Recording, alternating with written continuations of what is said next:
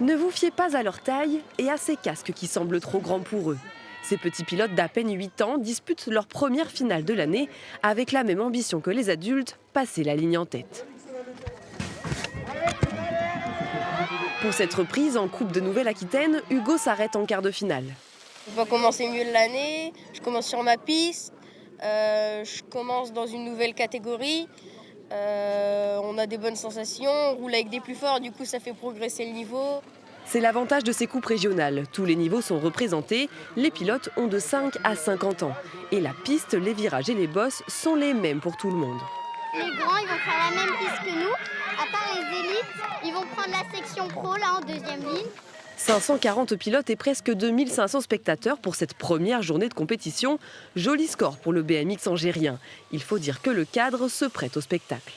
C'est une piste nationale, on a eu une Coupe de France il y a peu de temps de ça. Donc c'est vrai que c'est une belle piste où les pilotes savent qu'ils vont pas s'ennuyer, se faire plaisir. Ça c'est un atout aussi bien sûr. Et puis après, encore une fois, c'est la première de la saison. Donc je pense que voilà, les gens étaient pressés de reprendre la compétition. Gagner c'est bien, en famille c'est encore mieux. Timothy finit deuxième de sa course, Jérémy son papa, troisième de la sienne.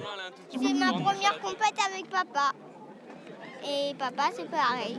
C'est vrai. Il a commencé le BMX l'année dernière alors qu'il avait que 5 ans. Il a fait sa première compétition ici l'année dernière et il m'avait dit ce serait bien papa si tu pouvais venir avec moi. Donc je me suis un peu investi dans le club de BMX et pour le coup pour montrer un peu l'exemple aux enfants, parce que même si à 39 ans ça fait peut-être un peu tard pour commencer le BMX, on peut quand même y aller, se faire plaisir et puis ramener des trophées. Les pilotes restés au pied du podium cette fois auront l'occasion de faire mieux le week-end prochain à Bordeaux où se tiendra la deuxième manche de la Coupe Nouvelle-Aquitaine.